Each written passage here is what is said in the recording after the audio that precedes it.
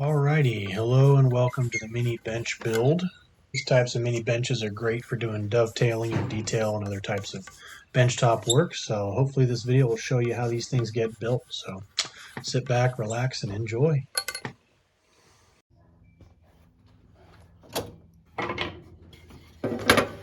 We got to start off with some milling shots here of the planing. Now, of course, with any woodworking, you want to make sure you get things completely flat to have a flat reference to work from, but with a bench, it's especially that way. What a gorgeous piece of walnut this was.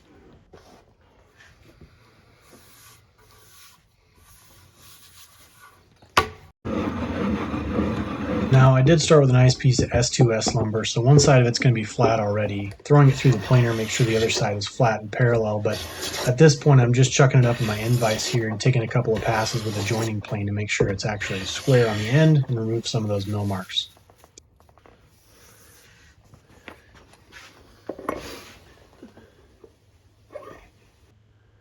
Yep, that looks pretty square to me. Taking the time to perform a rip cut like this is important with a table saw because it guarantees a consistent width throughout the length of that slab. Of course, after this, we have to do a cross cut to make sure everything's square.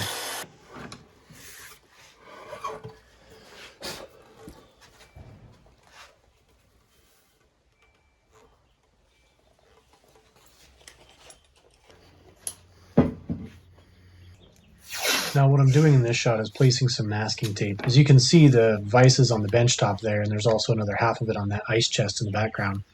Well, when I take the tape and place it on there and then position the vise like I'm doing here, I'll take a razor blade and actually cut the tape out. That allows me to see exactly where the vise is going to get placed, so it ensures optimal positioning for that vise.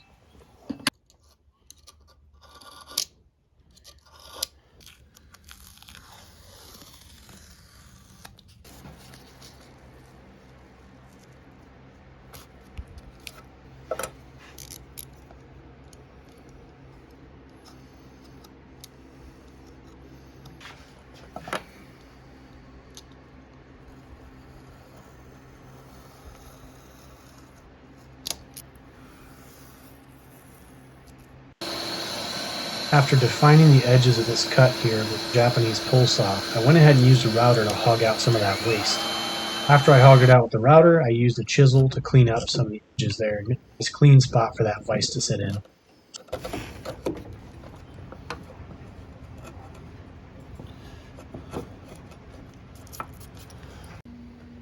The next part of this build involves more of this walnut, doing some cross cuts and rib cuts in order to prepare the leg blanks for some joinery that will allow me to fix them to the bench top later on.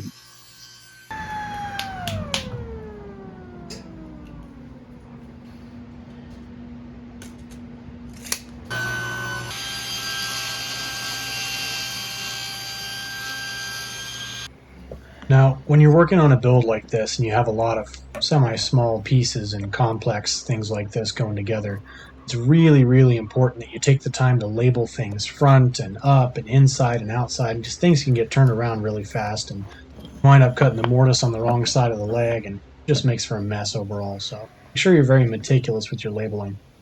I'm using a router here for some of my mortises. Sometimes I'll use a chisel and a hammer.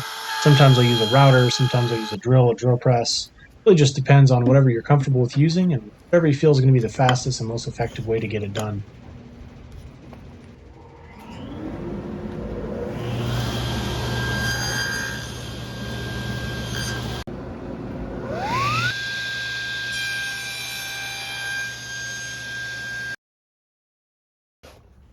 On this project, I had essentially two types of tenons. I had a rectangular tenon with rounded sides that wound up being pretty deep, and this tenon here was only about a 3/8 of an inch deep, and it was square in shape. And it really doesn't matter how you cut these tenons, you just got to make sure you're accurate with it. So again, multiple methods. You could use hand saws and chisels, you could use a dado stack, you could use a router table. Again, just whatever you feel is the best way to get it done for you.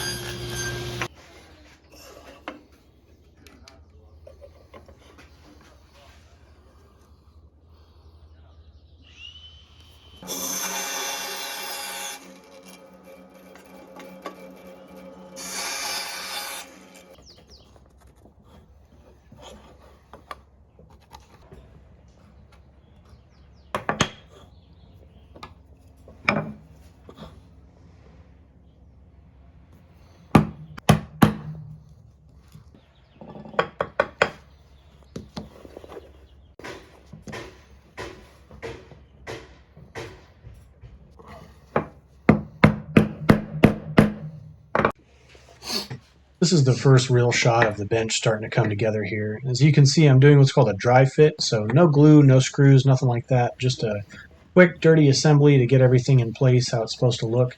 It's very important on a project like this that you're not afraid to put things together, put them where they're supposed to go, pull them back apart if they don't fit, make some micro adjustments to get everything to fit exactly just so. I'm also installing some dovetail braces across the top here. Those are the pieces that's going to allow me to attach the legs to the bench later on. We'll see.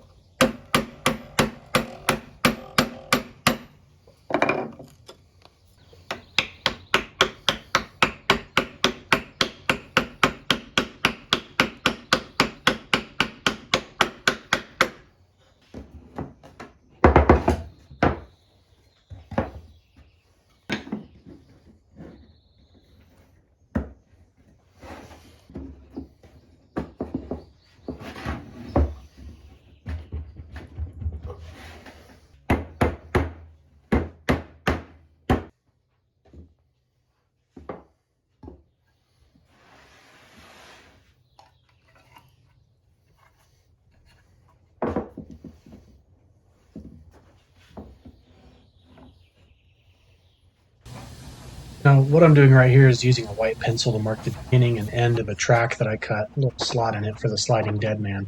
Now, I did forget to film the sliding dead man build, as well as the planing stop there. So if you guys want to see it, check out my other video, Why You Need a Mini Workbench. You'll be able to see how they operate just fine. It's not how I built.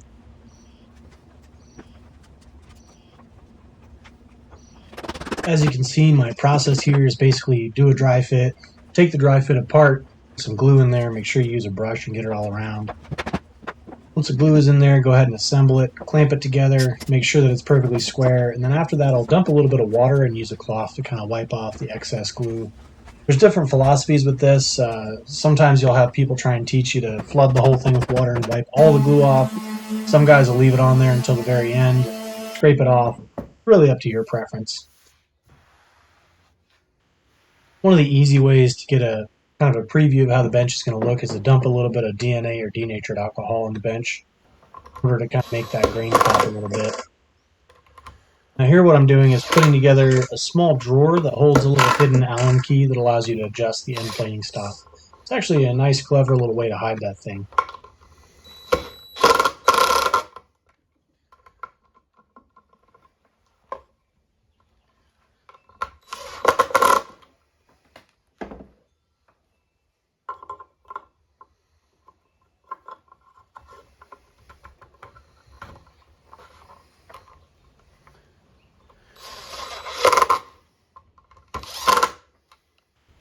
On this particular project, just because it is a workbench, I decided to just finish it up with some cutting board oil as I go. Sometimes I'll wait till the end to finish it. Sometimes I'll pre-finish it right after the glue goes on and before everything really goes together.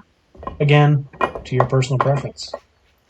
Just using a couple of lag bolts with some washers on them to drive that through, and like I said, you'll see later on, well, this is later on. Now you get to see how this thing comes together.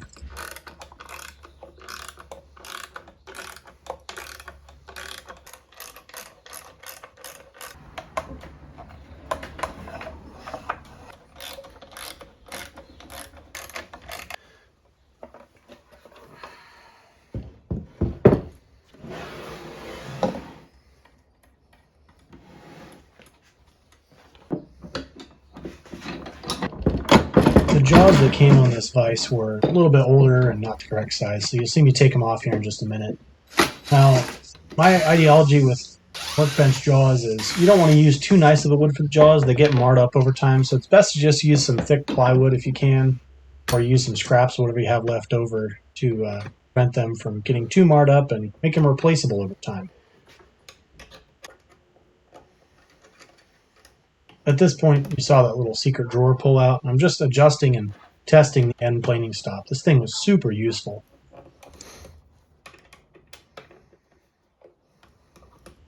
At this point, the only thing left to do were to put a couple of pins in those back legs there, slap a coat of finish on it, and put those plywood jaws on I talked about.